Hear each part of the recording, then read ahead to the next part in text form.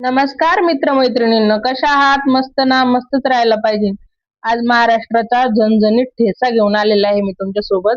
आणि हे ठेचा आहे ना, अगदी वेगळा आहे. जो नेहमी आपण ठेचा बनवतो त्याच्यापेक्षा वेगळा आहे, कारण की आपण कोथिंबीर आणि मेथीचा ठेचा बनवणार आहे. तर व्हिडिओ शेवटपर्यंत नक्की बघा. व्हिडिओ आवडल्यास लाईक आणि चॅनलला सबस्क्राईब करायला विसरू नका. हे बघा, इथं आहे ना मी कढई ठेवून घेतली. त्यानंतर इथं पोपटी कलरच्या मिरच्या घेतलेल्या आहे आणि आपल्या साध्या ज्या तिखट मिरच्या असतात त्या 5-6 मिरच्या घेतलेल्या आहे. तर अशा दोन्ही बी मिरच्या घ्यायच्या, म्हणजे ठेचा छान होतो.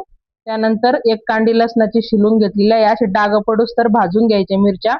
अगदी थोडस 2-3 थेंब तेल टाकलेलं होतं मिरची भाजायला. त्यानंतर शेंगदाणे पण आपल्याला असे 1 वाटी शेंगदाणे भाजून घ्यायचे आहे. एका डिश मध्ये काढून घ्यायचं दोन्ही पण वेगवेगळ्या. त्यानंतर आपल्याला आता हे शेंगदाण्याचे साल्ट काढून घ्यायचे. तर असे हाताने चोळत बसलं तर सगळे साल्ट निघत नाही व्यवस्थित. त्यामुळे काय करायचं, असं थोडं खलबत्त्यामध्ये कुटून घ्यायचं आणि सगळं फुकून घ्यायचं. सगळे साल्ट निघून जातात शेंगदाण्याचे. हे बघा, अशा पद्धतीनं असं थोडं हातानं कुस्करून घेतल्यासारखं करायचं 1-2 सेकंद भर आणि फुकून घ्यायचं. सगळे साल्ट निघलेले आहे हे बघा. तर आपल्याला आता सगळ्यात पहिले शेंगदाणे ठेचून घ्यायचे.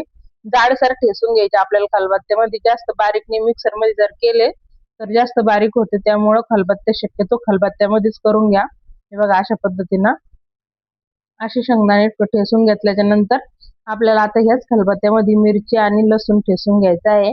मिरची लवकर ठेचला जावं म्हणून आपण त्यामध्ये मीठ टाकणार आहोत. तर मिरचीला जेवढं ह्या ठेच्याला थोडंसं मीठ जास्त टाका, म्हणजे छान लागतं आणखीन. तर मिरची पण आपली मस्त ठेचून तयार झालेली आहे. तर चला आपण आता परत त्याच कढईमध्ये गॅस चालू केलेला आहे. त्या कढईमध्ये आपल्याला 2 चमचे तेल घालून घ्यायचं आहे. हे बघा, 2 चमचे इथं मी तेल टाकलेलं आहे. तेलाचं प्रमाण थोडंसं जास्त लागतं. आणि तेल चांगलं गरम झालं का 1 मोठा चमचा भरून जिरे टाकायचे. जिरे चांगले फुलू द्यायचे. त्यानंतर ठेचून घेतलेली चटणी टाकायची त्याच्यामध्ये, मिरचीची पूर्ण घालून घ्यायची. 1-2 मिनिटं अगोदर परतून घ्यायची चांगली ती चटणी व्यवस्थित.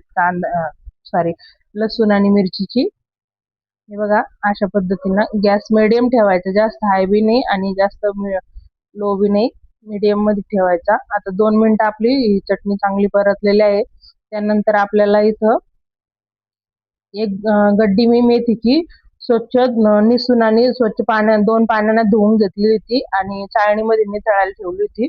म्हणजे पाणी राहत नाही, थोडंफार राहिलं बी तर आपल्याला हे परतल्यामध्ये निघून जातं. तर आता आपल्याला ही मेथी ठेच्यामध्ये व्यवस्थित परतून घ्यायची आहे. आणि असा मेथी आणि कोथिंबीरीचा ठेचा आहे ना, तुम्ही नक्की बनवा, खूप छान लागतो.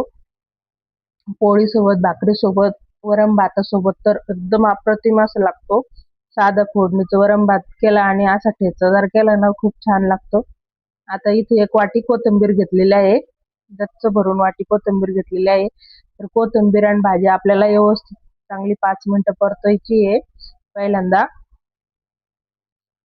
हे बघा, अशा पद्धतीनं, कारण की थोडं भाजीला किती नाही म्हणलं तर थोडंफार पाणी राहतं. त्यामुळं ते पाणी पूर्ण सुकू द्यायचंय आपल्याला. 5 मिनिटं चांगलं थोडं गॅस थोडा वाढवला तरी चालेल.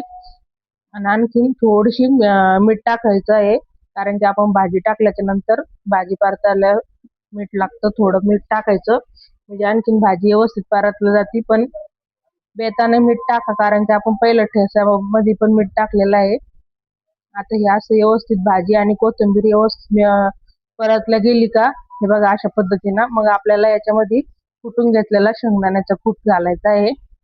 आणि शेंगदाण्याचं कूट टाकल्याच्या नंतर बी 5 मिनिटं आपल्याला खालीवर करून अशी ठेचा परतून घ्यायचा आहे. असा ठेचा जर तुम्ही चांगला व्यवस्थित परतला ना, तर 8 दिवस पण खराब होत नाही. एकदम व्यवस्थित परतून घ्यायचा.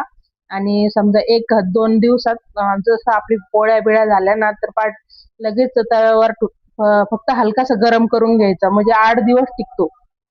पण लक्षात ठेवा, 1 ते 2 दिवसात आड तुम्ही त्याला गरम करत चालत जा. आणि खूप छान लागतो असा हे ठेचा. तर मस्त आपण आता 5 मिनिटं चांगला परतून दिलेला आहे. तुम्ही बघू शकता एकदम सुक्का सुक्का झालेला आहे. तर आजची ठेच्याची रेसिपी तुम्हाला कशी वाटली मला कमेंट करून नक्कीच सांगा.